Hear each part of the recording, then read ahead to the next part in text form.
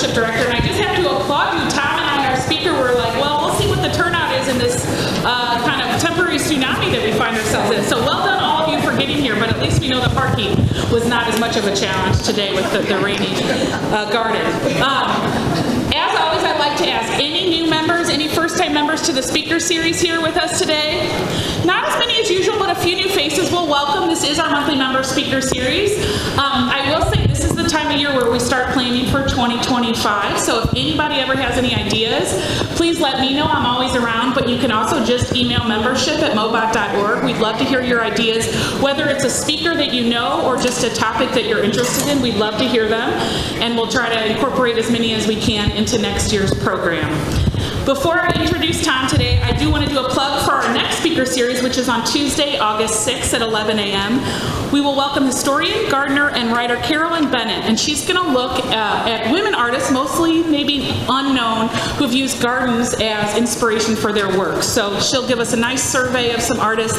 This is a speaker that actually was recommended to us. She is an LA-based writer who will be in town, and we're really excited to feature her. So again, that's August 6th at 11 a.m. There's plenty of space for that, so if you want to reserve a spot, you can always do that by calling, going online, or stopping by at the desk today.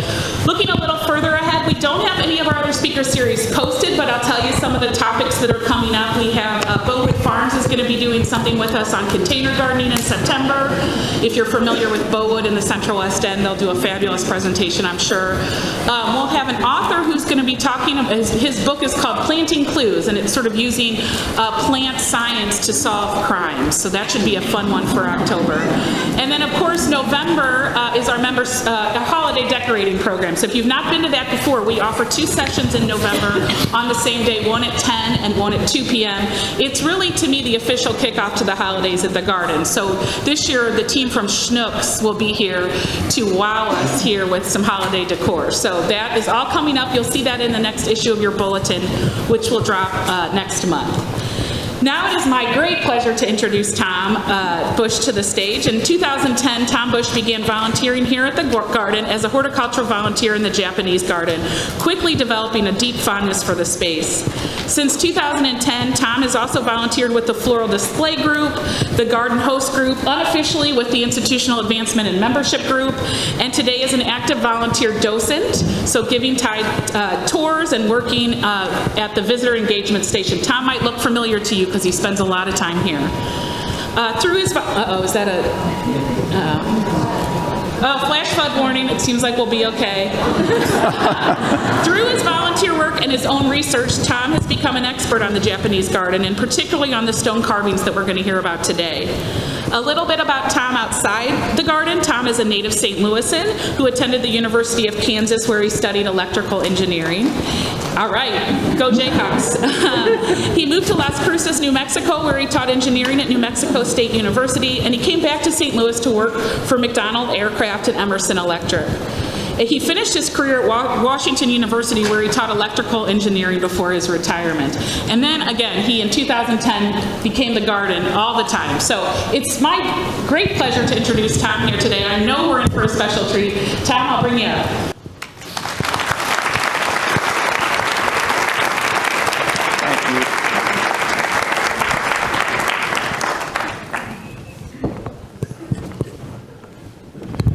Well, thank you for coming. It's a rainy day, and I'm glad you're here. And most of all, I hope we have a good time, and I hope you learn something along the way, too. So Kate mentioned that I've been here for a long time. I've been out in the Japanese garden since 2010, and then I've done a lot of things. And maybe like you've walked around the Japanese garden and you've seen all of these lanterns and basins and other sculptures and wondered, what in the heck are these things? I mean, I kind of didn't pay a bit of attention. I just walked by and I said, that's pretty cool. And then one day, I was with a group of people on a tour, and I was approached by a couple. His name was Dewey Webster, and I'm sorry I don't remember her name, but he had a degree in Asian studies, went over to Japan, lived there for 20 years, married a Japanese woman, came back, and asked if they could join my tour. So then I start shaking in my boots a little bit. Well, so they were delightful. They joined me on the tour, and when we were finished, he said, you know, you've got some pretty neat stuff out here. You ought to write a little book about it, because I did that at the Seattle Japanese Garden. So this is a picture from the cover of his book, and it's not a big garden. It's only 3 acres, but it looks to me like it's pretty neat. So he said, you ought to do that. And I thought, well, how hard could this be? You know, and it was kind of like when you look in the mirror and you try and get your sideburns adjusted, and you do this one and it's a little too high, and then you do this one and then you do this one, and then pretty soon they're gone, and it just turned into a bigger chore than you thought it was going to be. And shouldn't use the word chore, but it was a lot of work. And I wish I could tell you I knew everything there is to know about these, because I do not. But I did learn a lot. So I thought, and I guess what I didn't learn was also kind of as interesting as what I did learn. So I kind of like to take you on this journey, not as an expert, as Kate very nicely said, but as somebody who will just walk around the garden with me and take a look at some of this stuff. And I'll tell you what I know, and I'll tell you what I don't know. So that's the deal we're going to do today. While we're looking at this slide, I thought, well, I might as well use it. And I want to talk about this lantern right here. And we'll talk about this a lot more. And it may look kind of familiar because we have 3 of these lanterns in our garden. And it's called a snow viewing lantern. And maybe you can see why. So one way, depending on where the garden is located, you might say, well, the cherry blossoms are the flower of spring. And then come the peonies, the flower of summer. And then in the fall, you have the chrysanthemums. But in the winter, you have the snow. And that's the flower of winter in Japan. And when it snows, you get this nice little thick blanket on top of this particular type of lantern, because it has a nice big flat umbrella or roof on it.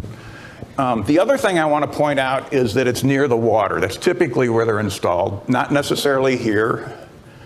For good reasons, and I want to talk about that. So I thought I'd just take advantage of Dewey's slide as long as he gave it to me. Before we get started, a little history, so I don't want to get too weird about this, but let's talk a little bit about where they came from. Surely they came from Japan, and some of them did, and some of them didn't.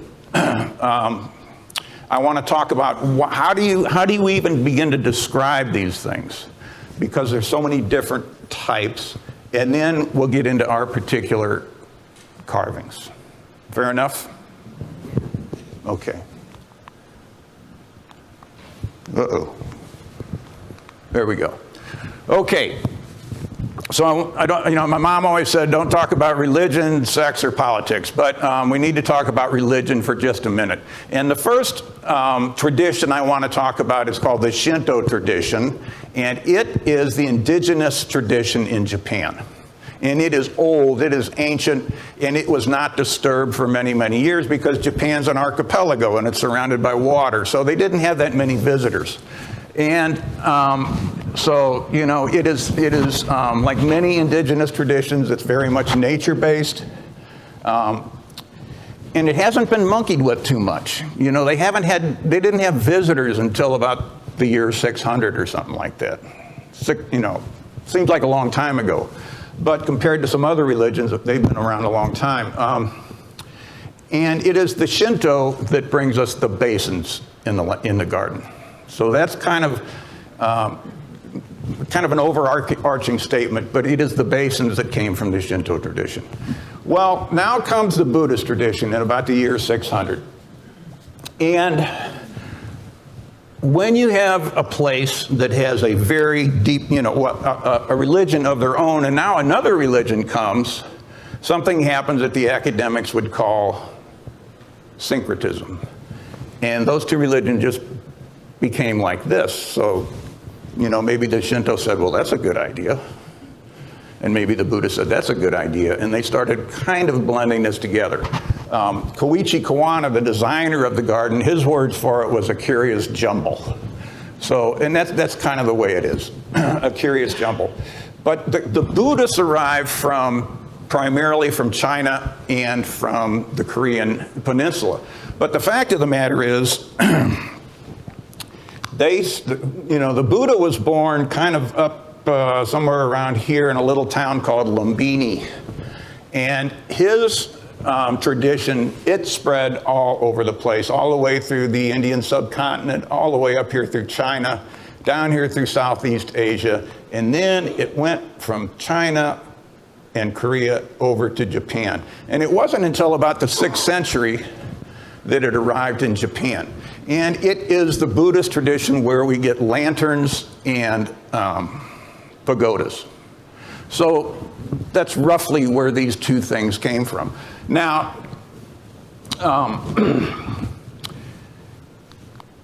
the Shinto have about 80,000 shrines in the country, and there's about 75,000 temples, give or take. And so it's a very interesting topic. If you're in Japan and you get married, you probably get married in the Shinto tradition, and when you die, you probably die in the Buddhist tradition. So it's very hard to separate them a little bit. So, lanterns and pagodas. So, as I mentioned, they arrived from China with the Buddhists. They were originally kind of like a votive light, perhaps, that you might light to honor the Buddha. Maybe you might go, if you're a Westerner, you might go into a church and light a votive candle for somebody in particular. But it was primarily to honor the Buddha, or maybe just mark a point of significance, or maybe just to be a light of some sort. Now, as these two traditions got jumbled together, the Shinto said, well, these are pretty cool. Maybe we should put some of those in our shrines. And so they started making their way into the shrines, and pretty soon people thought, man, I'd like one of these in my garden. And pretty soon they ended up in Japanese gardens, and now they're mostly ornamental. That's not totally true, but I would say certainly in our garden, they are an ornament. And they're beautiful. Pagodas is a whole nother kettle of fish, and we'll talk about that in a little bit. The basin. So here, up here, whoops, sorry about that. Up here, probably everybody recognizes that as a torii gate. And so that is kind of the line, that is kind of the entrance to a Shinto shrine. And when you go through that gate, the Shinto would say you are leaving the secular world and entering the sacred world. So it's kind of the line of demarcation. One reference I looked at said you're leaving the profane world and entering a sacred world. And I thought, profane? Really? And I looked it up, and I looked up profane, and it said not sacred. So it seemed to make sense. But when you enter a Catholic church, there might be a holy water fount. If you were baptized with water. If you're Jewish, you wash your hands before you make bread. Before you enter a Shinto shrine, you wash your hands and you rinse out your mouth. And it's just kind of to get your mind right, as I said in Cool Hand Luke. It's just to kind of help you make that transition from the secular world into the sacred world. So that's where basins kind of came from. Not kind of, they did. But as I said, everybody seems to have a basin of some sort in their tradition. Now, the Buddhists, just like the Shinto adopted the lanterns, the Buddhists adopted the basins, and they become a big part of the Japanese tea ceremony, as we will see. Doesn't work that way. There we go. So one point I want to make is that not all lanterns are made out of stone. So these are made out of bronze. And of course, those stone lanterns, you're not going to carry those around very easily, but these bronze lanterns are easy to carry. And so that's why I wanted to put this picture up here, just so you didn't think, well, every lantern in the world is made out of stone. Also, I think it's just a cool picture. It's a beautiful picture. Okay. How do we classify lanterns? Well, I am not an expert, but this is what I learned from multiple sources, and this seems to be the way. So the first type of lantern, I don't know how to work this thing.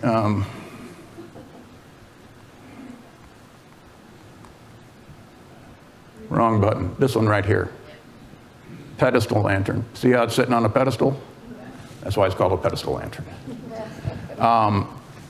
And this is a pretty simple lantern, but this falls into the pedestal lantern group. And now that's in contrast to this one down here, which we call a buried shaft lantern, which looks like it belongs in Pisa, Italy, because it's kind of all tipped over a little bit.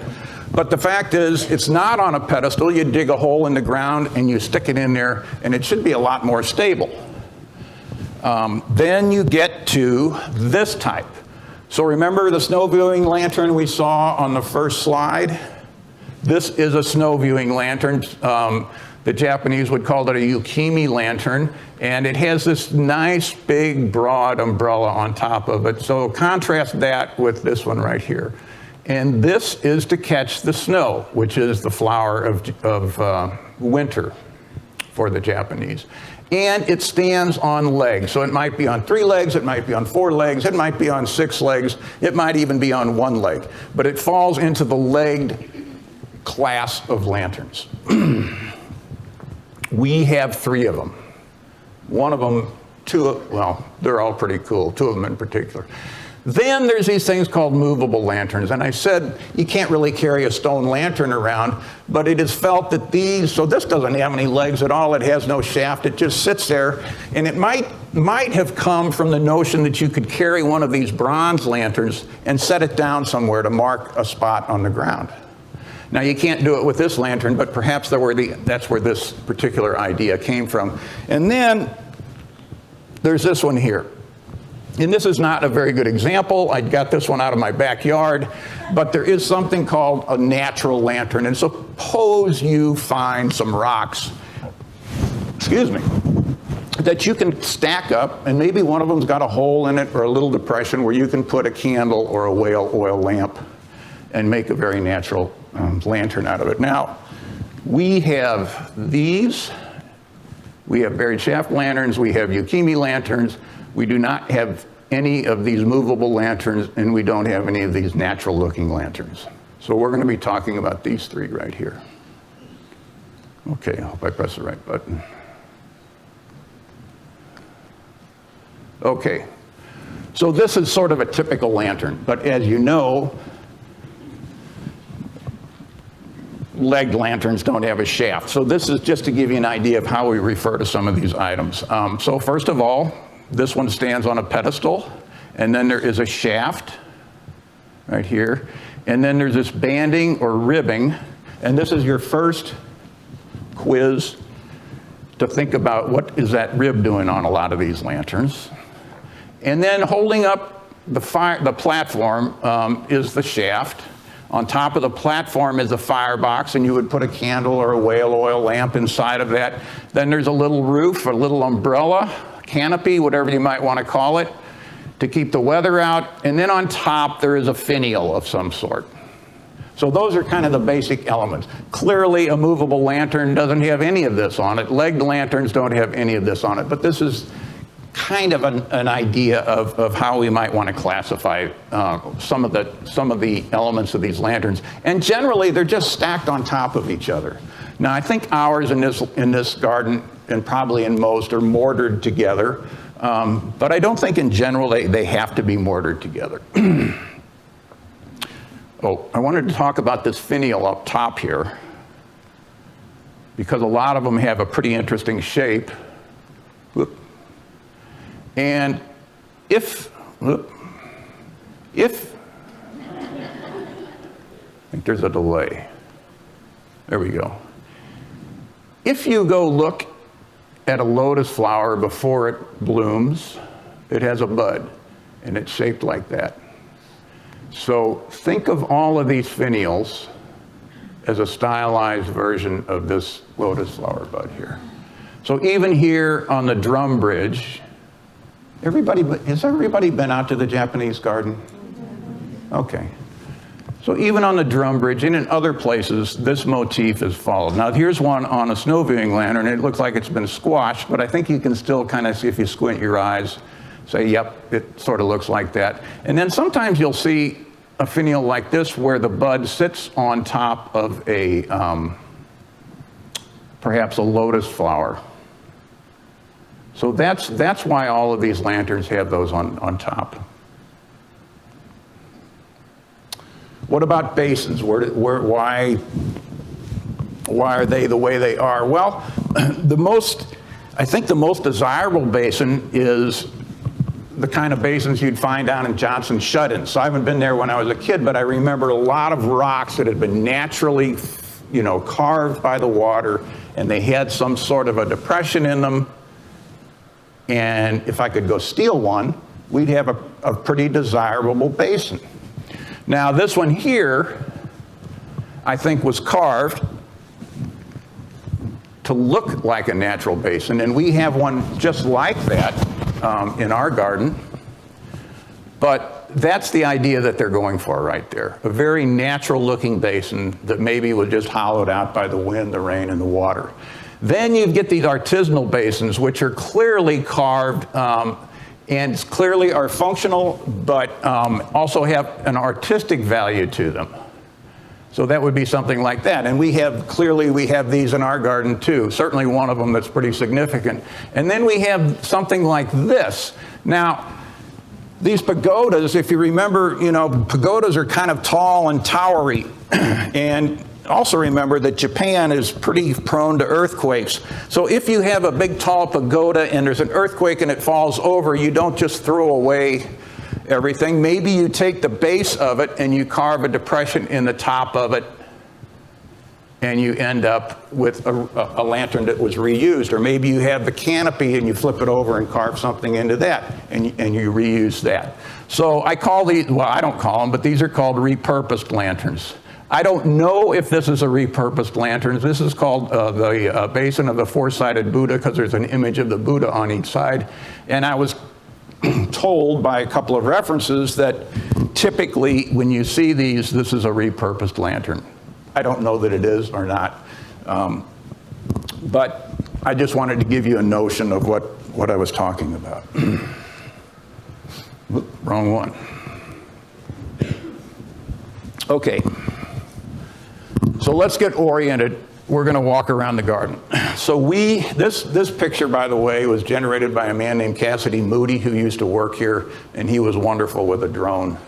He would fly it through the climatron. I don't know how he ever did that. But here we are looking toward the southwest, and we are hovering right over the entrance to the garden. And if you look closely, I think right here, there is a basin right there, just to give you a point of reference. There's a path walking down here to the boat landing, and we're gonna look around this entry garden here for a little while, and then we're gonna walk around this path. Here's the lotus garden. We're gonna walk out here to Tea House Island, come back around. There's a zigzag bridge over here, and we're just gonna work our way around like that.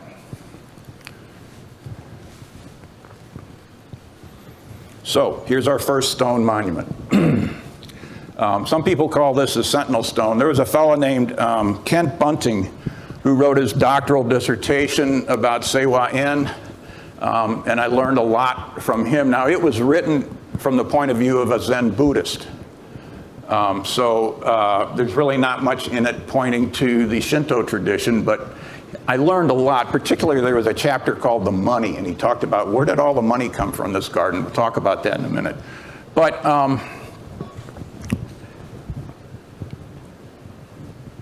couple significant things. One is clearly this reference to the Japanese American Citizens League. They are the group, it's a national organization, and the local chapter came to Dr. Peter Raven and suggested that we start build a Japanese garden. And Dr. Raven said, well, maybe you could find somebody to do that. And I'm kind of making this conversation up in my mind, but I'm sure he thought, what do we really know? This is all we have around here are Eastern gardens. We've got tulips, we've got daffodils, we've got roses, we've got daylilies, we've got geraniums, whatever. I took a woman from London on a tour of the Japanese garden, and we got about 10 minutes into it, and she looked at me and she said, this is not a proper garden at all. And she wanted roses and tulips and daffodils in it. So this does not have any of that. So I am sure Dr. Raven thought, wow, do we really want to do this? And his name is not on this stone. And I understand why. This is a list of, what do they call them, significant donors? Major donors, major contributors. So he did not contribute money, but I would just like to say thanks, because he could have said, you know, I don't think that's a good idea. He had a lot going on. He was relatively new here. And what if he had said, you know, doesn't sound like a good idea to me, then we would not have a Japanese garden. So I think it's important to think about him when we talk about Seiwa-En. The next person that we could not have done without is Koichi Kawana, the designer. And if you don't know anything about him, I'm not going to say too much, but I would say he is or was a Japanese American citizen. He was a professor at UCLA, and he spent just hours and hours of time designing this garden, which was dedicated on May 5th, 1977. So I want to look at this list of donors just a little more closely. Whew, I'm getting behind already. And I want to look at this top section here, and I want you to read where these people came from. They came from Missouri Department of Natural Resources, Missouri Arts Councils, the National Endowment for the Arts, and the City of St. Louis. And then we get all these Japanese entities, the Japan World Exposition Commemorative Fund, the Nagano Prefecture, Suwa City, Japan, St. Louis Suwa City sister, so also Japanese, and the Japan American Society of St. Louis.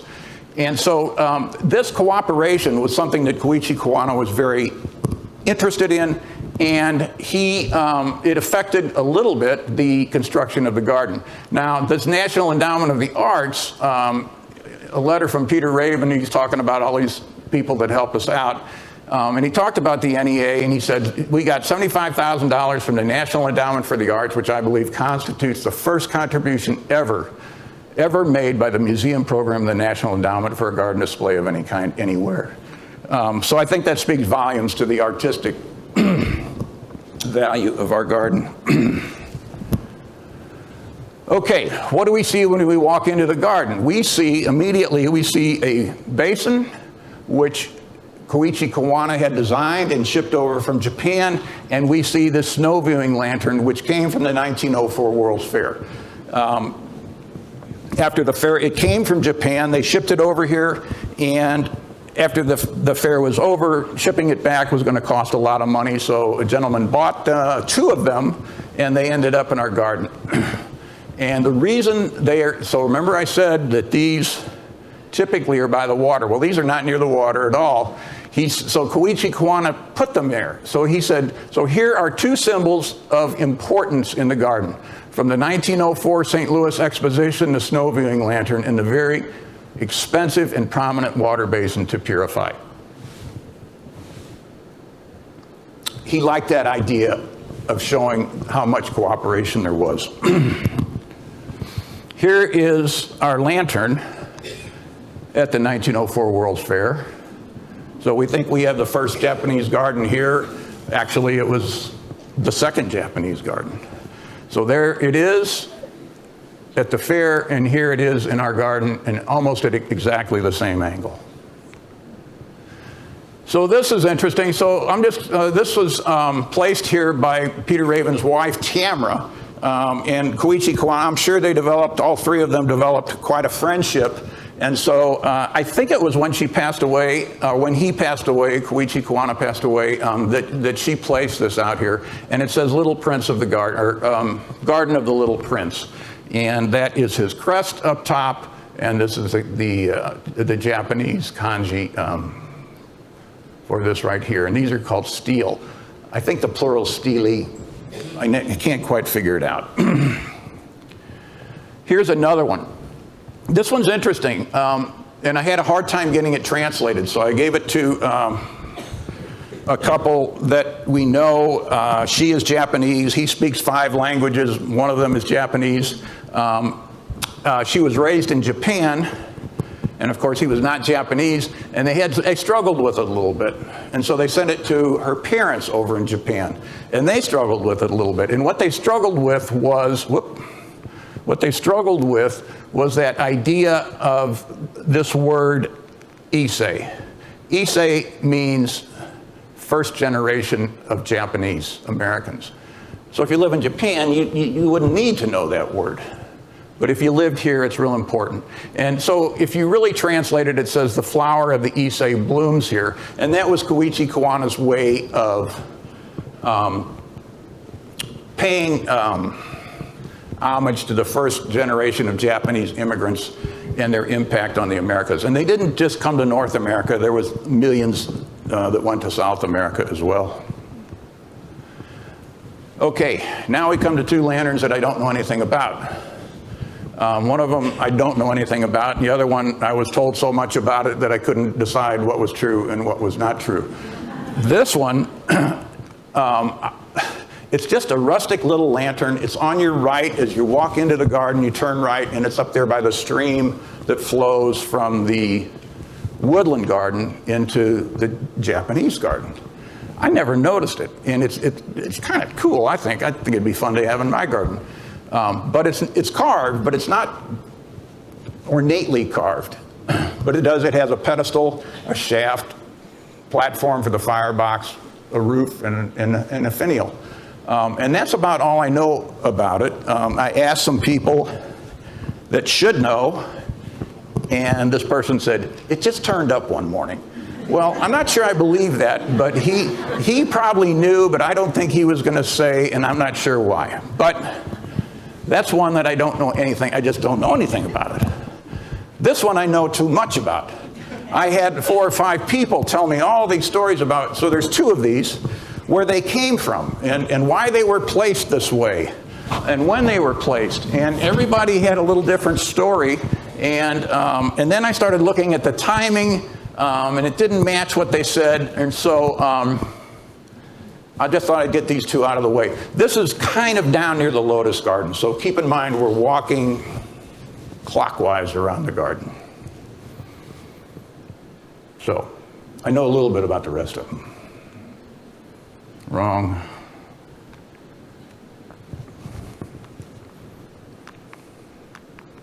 Okay. Keep walking around the garden. We come to the plum arbor, the arbor of plum winds, whatever you want to call it. This is another of our drone pictures taken by Cassidy Moody with the plums blooming. And this is probably my favorite place to sit in the garden. But what I want to talk about are these 2 objects down here. There's a basin and a lantern. Come on. Here's the basin. This is the one I showed you at the beginning, so I'm not going to talk about it too much. But I will say that the plum arbor is where you would wait if you were going to a tea ceremony. And so it makes a bit of sense that you might have a basin here to just kind of go through a ceremonial cleansing of your hands. There's no ladle here to rinse out your mouth, but it's the only place in the garden where you'll see 4 images of the Buddha. The lantern behind it is called a Rikyu lantern, named for a gentleman named Sen no Rikyu, and he is kind of the father of the modern day tea ceremony. There was a time when the tea ceremony was a little bit more glamorous than they are now. Tea ceremonies now are not extravagant at all. They are very simple. And he's the guy that said, you know, we don't need all this glamour and you know, beautiful tea bowls. Let's see if we can tone it down a little bit. And so it is Rikyu who he is the father of the modern tea ceremony. And there's a woman here that teaches a tea ceremony, and she says she can trace her lineage, i.e. teacher, teacher, teacher, teacher, all the way back, which is pretty cool. So that is called a Rikyu lantern, and as you can see, well, you can't see, but it is a pedestal lantern, and it does have that ribbing around it down here that I'm going to ask you about when we get to the end of the talk. It just has 4 just openings in the firebox, and a finial on top. So this is where we would start our journey to the tea ceremony. Whoop, sorry. Now we get to a lantern named an Edo Gata lantern. That just means an Edo style lantern. And Edo refers to two things. It is a former name for Tokyo, and it is also named for a period that was characterized by political stability in the arts. One thing you have to remember, and we're going to get into this, is that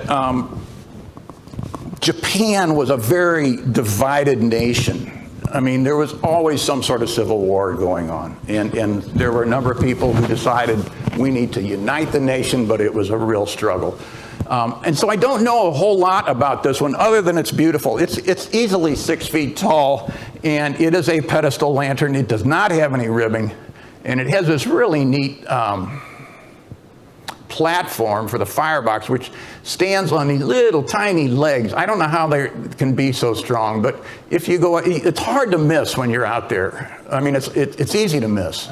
So if you're out there, take a good look at it. I really don't know a whole lot about it. And then we have this one. This, to me, is another snow viewing lantern. And notice that it is sighted down by the water. It has a beautifully carved top, and it was given to us by our sister city, Suwa City, which is in the Nagano Prefecture. And it is best, you can see it as you're walking out to Tea House Island, but it's best seen if you're across the lake looking at it, and you can see it much, much better.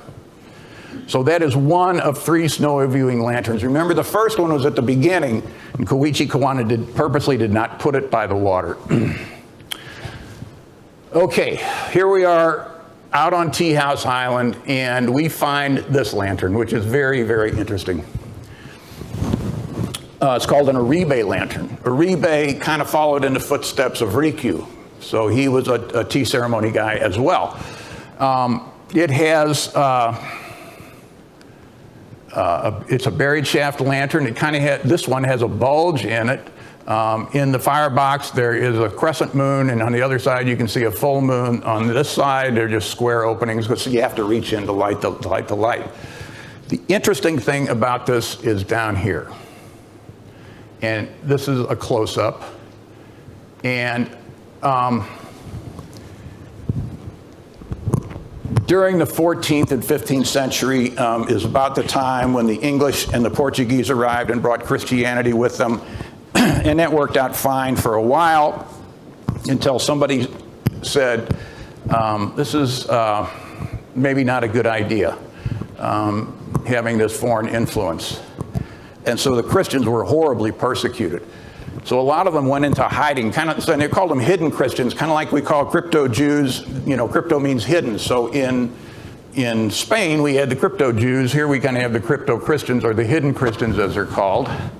And I was told, so they would put an image like this on the base, on the shaft of the lantern, and it was kind of nebulous, and maybe it was the Virgin Mary, maybe it was a Christ child, or maybe it was you could just say, well, it looks like a Buddhist monk to me. And I kind of bought that for a while. Sounded okay, but then I thought, really? It looks pretty obvious to me that that's a Christian icon. Here is there continues to be hidden Christians in Japan, and that's one of their cemeteries. Now, then I started looking around through the North American Japanese Garden Association, which I think is probably a pretty good source. So this is another Oribe hidden Christian lantern down in the San Antonio Botanical Garden, in their Japanese garden. And it says, it is thought that this version of Oribe lantern may have a figure of Virgin Mary carved in the buried part of the base, along with the Greek monogram IHS carved into the cross part. So this sort of suggests, sort of suggests the cross arms on a crucifix. And it's buried, so it's buried underground, which makes a whole lot more sense to me, that you would do this and then put it underground. I would know it was there, but you wouldn't. So I'm kind of going with this story right here. Now, this leads to a whole development in the culture of Japan. So bear with me with these names, and I'll really try not to use them, but there was a woman named Tama. Darn it. up here. She was born in 1563. She was born into a very aristocratic family, and when she was 15 years old, she married another aristocrat. His last name was Hosokawa.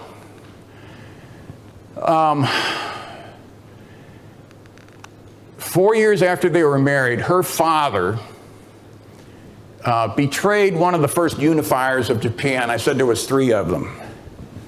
And that made her a traitor's daughter, and that was a problem, a social problem, a political problem for the Hosokawa clan. Remember, she married this fellow named Hosokawa. Apparently, there was some discussion about divorce, but her husband refused it and then confined her to a small village about 200 miles west of Tokyo and then to Osaka. And I don't know why he confined her, but I think it was for her own protection. Well, it turns out 5 years later, when she was in Osaka, she went to a Catholic church and became enamored with the Catholic religion. And she had one of her maids named Maria, which was her baptismal name, baptize her, and she took the name Gracia or Gracia, or we might just say Grace. Okay, fair enough. Well, then another war breaks out, and Hosokawa's enemies tried to use Gracia as leverage. And so her husband said, if you might be taken hostage, that would be dishonorable, and you need to commit suicide. Well, then she goes to her priest and says, no, if you're Catholic, you can't commit suicide. So it sounds to me like she had a maid kill her. So it was a very tragic story. If you ever read Shogun by James Clavell, there is a character in that story named Todo Mariko. And so this character is based on Gracia Hosokawa, or Hosokawa Gracia as it should be. Now, she was not forgotten. There is a statue in Osaka for her. There is a painting in a cathedral, and there is her grave. I don't know if all her ashes are here, but some of them. One citation says there have been more than 40 books, theater productions, operas, and movies made about her. Most of them Japanese. And I kind of count Clavell's. There's a book, and then I think 2 movies made. And I kind of count those, even though he didn't use her name directly. Come on. Now we go out to Tea House Island. If you've never been out there, this is what the tea house looks like. And one thing I want to mention is when you get out there, you would wait here. And you can see there's not room for many people. And then when it was time for you to go in the tea house, you would walk around this way over to a basin over here that we'll look at. And then you come back and through this little tiny door into the tea house. And the reason I mention that is when you go to the basin, there is a basin here and another Oribe lantern. The basin is kind of one of those natural-looking basins that has been carved, and you will notice there is a ladle there to help you in washing your hands and rinsing your mouth, and it's also used for filling up the tea kettle. There is also, since tea ceremonies are at night, here is another Oribe lantern, but it does not have any Christian iconography on it. It is a buried shaft lantern with the full moon, the quarter, the crescent moon, and then 2 sides on it right there. But it's a neat place. If you ever have the opportunity to go out there, and there is not much opportunity, but if you get one, go take a look. So you would wash your hands before you go into the tea house, kind of like the Shinto would wash their hands, rinse out their mouth before they go into their shrine. So this is a clear example of how the Buddhists adopted the whole notion of a basin and its purpose. Okay, now we come off the island, and on our right is a very beautiful lantern called a Kasuga lantern. It's a big lantern, and the style comes from the Grand Shrine of Kasuga, which is very big, and I'll talk more about it later, but it's a very big shrine, and deer run free around this shrine. And so here is an image of a stag. Here is an image of a doe, which to me looks like a rabbit. But female rabbits are called does, so I'm going with it. And then there is a full moon over here. One thing, and then there's mountains, and then there's this lattice, which I don't know how they carved that without, if I did that, I'd get down to the last one and break one. But it is a beautiful lantern. It is in the meditation garden out by the peonies. So here is some imagery from the Grand Shrine. And here is a lantern. It's kind of a neat shot, and you can see one of the deer look right through that lantern. There are thousands of these lanterns there. People would donate them and light them when they came to visit. It was a very big shrine. It's on the UNESCO World Heritage Site, and there's a big shrine, and there's 12 auxiliary signs on it. And that's where that picture I showed you at the beginning was taken. Maybe I should point it at that. Did I miss one? No? Okay. Now we get to the whole pagoda thing, which are very much Buddhist, really don't have anything to do with the Shinto tradition. Because they started in India. So here you see one, and in India, and you can see the people down here. It gives you the scale of this thing. It looks like it's made out of sun-dried bricks.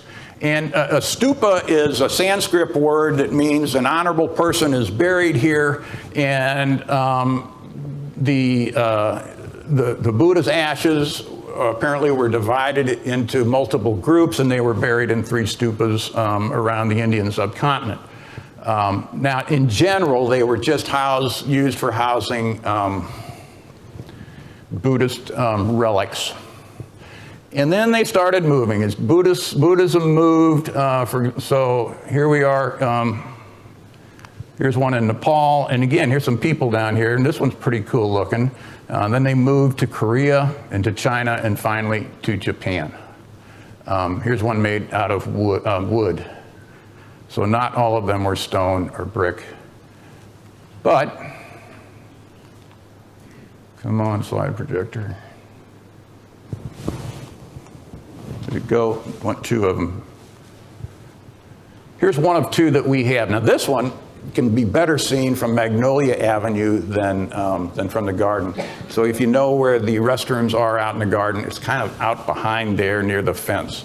And it's really a beautiful structure. It's a 5-tiered pagoda. And again, you can see the motif of the lotus buds right here. Kind of has this interesting finial on top, and as an electrical engineer, it looks to me like an insulator on a transmission tower. But it's pretty cool, but it's kind of a trek to get back there. So there's another one that we'll talk about that's a little easier to reach. By the way, a lot of these pictures, this one in particular was taken by one of our volunteers named Mary Lou Olson, and she really has a way with composition and color. So thanks to her for helping me out on this. Okay, here's another stele.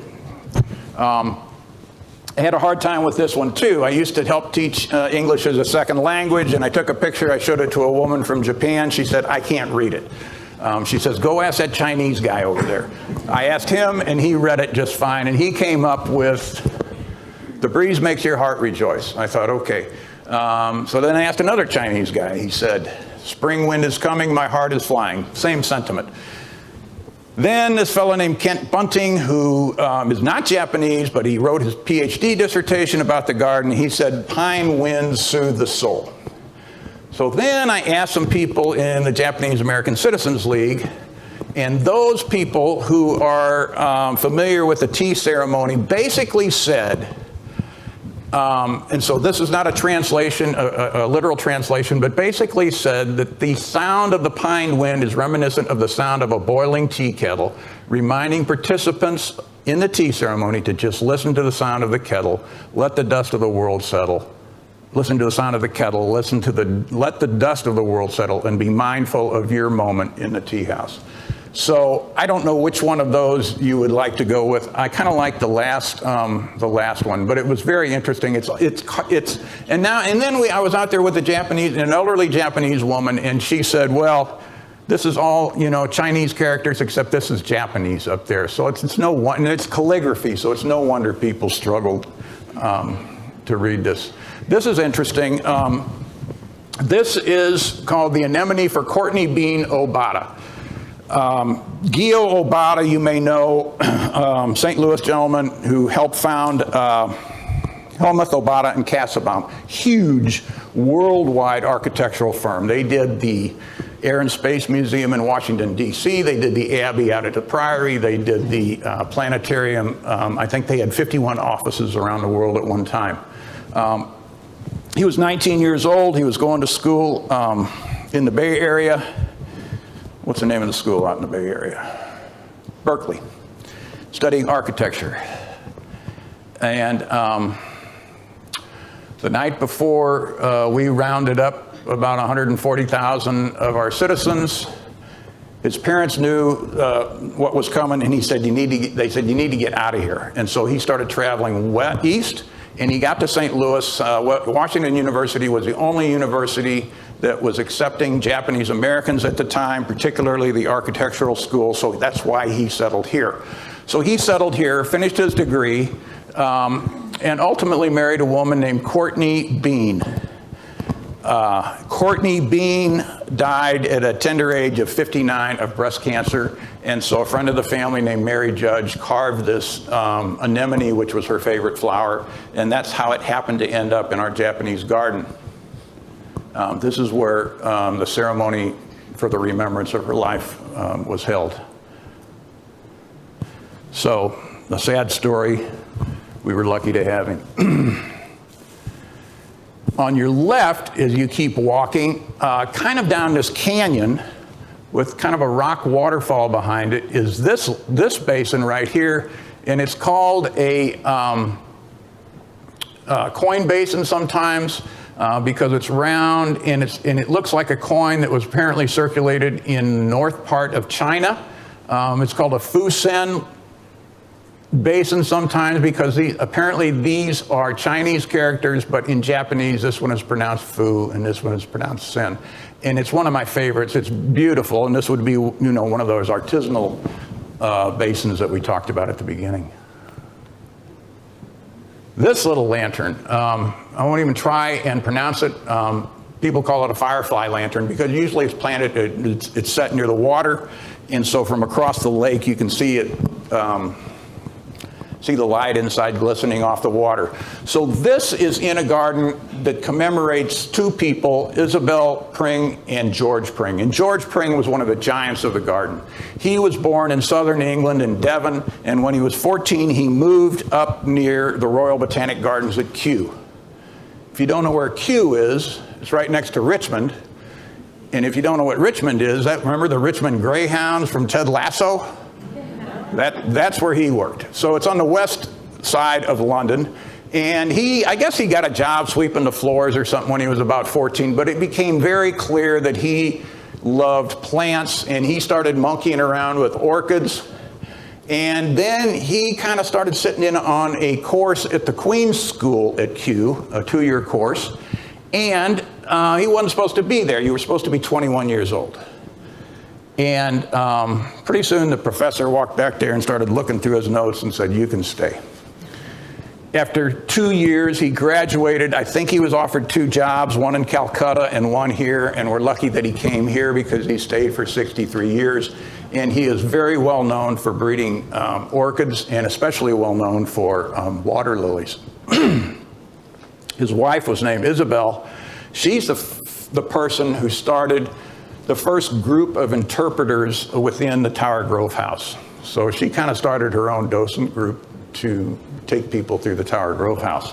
And so this is a garden for both of them. Now, he's the only guy I know that has merited 2 gardens. One of them is a lily pond right in front of the Spink Pavilion, and this is his second one. So it was a real treat to have him around. Here he is. He always had a pipe, always had a tie on, even when he was wading through the water. He had a tie on. Often he had a straw hat called a boater on. Always a very distinguished looking man. And I don't have a picture of Belle. But here is one of his water lilies that he named for his wife, which I think is almost better than having her picture, because these are going to live on and on and on. Young woman named Claire Croft took this, and I'm grateful to her because she's the one that takes care of these water lilies, and she had waiters, so she could wait out there and take a picture of it, and I couldn't.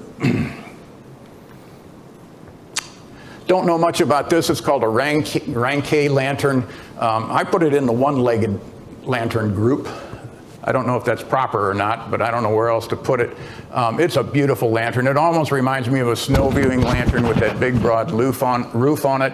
And it hangs out over the water. It's absolutely gorgeous. And I'd love to see it lighted and look at it from across the lake sometime. This one's kind of cool. So you're walking down on the south side of the garden, you're coming up near the drum bridge, and you look right over the brow of a hill and you see the finial of this lantern. I am sure you've walked past it a million times. I know I did. So the story I got on this was that a gentleman named Ben Chu, who has been here a long time taking care of the south half of the garden, which includes the Japanese garden. Apparently, floral display was using it as a prop, maybe in the chrysanthemum show they used to have. And apparently they were going to get rid of it. So this is a story I heard. And Ben said, well, can we have it? And somebody said, sure. So then he gave it to a guy named Greg Cadis and said, find a home for this. And he kind of dug the hole and put it on the backside of this hill. So you kind of got to do a little climb over the mountain there to see it, but it's worth the climb. And it is an Oribe lantern. You can see the crescent moon right there, and then there's the full moon over there, and then the opening where you can reach in to flip the switch. Here's another basin that was carved to look like a rustic basin. And I always say, the old saying, you never really want to visit a sausage factory and see how they're made. This kind of reminds me of that, because here they are carving this thing with jackhammers. This is a picture from the construction of the garden. And I think, boy, I wish I'd never seen that. I wish I just thought it was a rustic lantern all along. Okay, here's one of my favorite pictures. This is neither stone nor carved.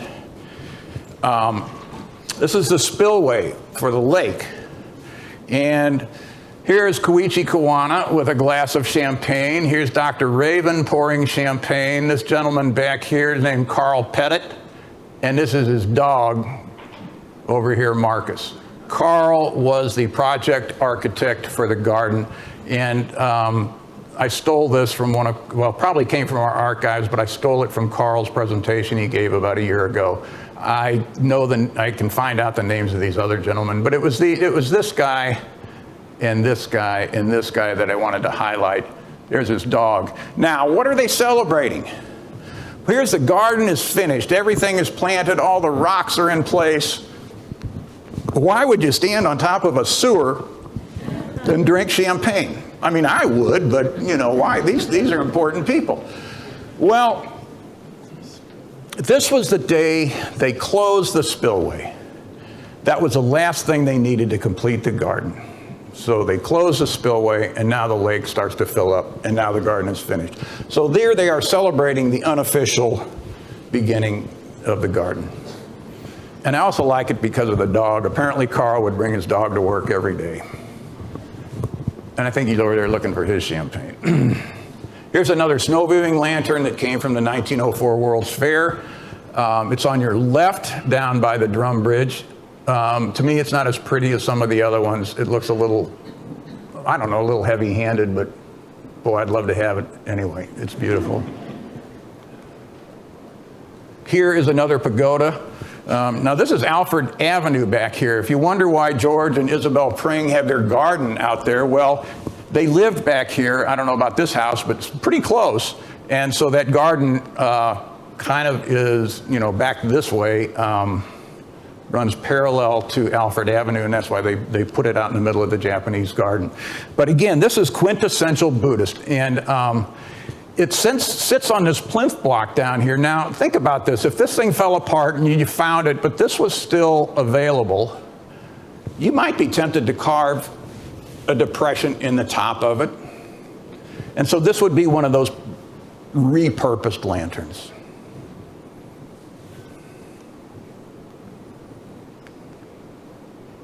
Here's one of my favorites, the wet heron lantern. So you need to squint your eyes a little bit. So this is reminiscent of a heron that's been out in the rain, and its feathers are all kind of mushed down. Doesn't have a big flat umbrella top on it or anything. So it suggests the folded wings of a heron. So here's the heron on the side of it on the left. Here's a painting of a wet heron. And here is a heron, a picture I took out in a Japanese garden. And, you know, standing on one leg is remarkably kind of similar, the shape, to that wet heron lantern. Here is the biggest lantern in the garden, the Kasuga lantern. I showed you a picture of a smaller one. Here's the deer, here's the doe, full moon. And I want to talk about this rib right here. So I want you to think about this lantern in the following way. Suppose this is the stem of a lotus plant growing in the water. And suppose these are the petals holding up the platform in the firebox. And suppose this is the water line. So you've got petals up here reflected in the water down here in the bottom. So a lot of these bases are carved with petals, as you see here. And I always wondered why, until somebody said, well, that's the reflection of these petals down here in the water. I thought it was a pretty cool suggestion. Okay, here's the last item in the garden. It's called the granite boat basin. They generally head east. This is at the point, people used to think this was the entrance to the garden because there was a tram stop there and people would get off and go into the garden and think, well, this is the entrance. Well, it wasn't. But then Koichi Kawana in about 1988 said, well, if they think it is, we need to put something there to make it look nice. So he sketched this up, and a local company called the Stone Center, which is just a stone's throw from here, they carved it. And he was able to get this thing level. I mean, look at the water in that. It's perfectly level. And this carries the 7 gods of good fortune. If you've ever been to a Chinese restaurant, remember the big fat guy, his belly's hanging out, you know, or the fly fisherman catching fish. So there's 7 gods of good fortune. And they ride around in this boat spreading joy and good cheer. So I'd like to hang around out there a lot, thinking maybe I'll get a ride someday, but so far it hasn't happened. But a lot of people like to think that Koichi Kawana is riding on the back of this, his spirit, because it was only about a year after he placed this here that he passed away at the age of 60. So it's really a neat memorial to him. One man said, if the garden is his artwork, then this is his signature. So I'm going to keep hanging around, trying to get a ride. That's the last thing I have to talk about, and I just want to thank you all for coming, and I'm going to go out and see if I can catch a boat.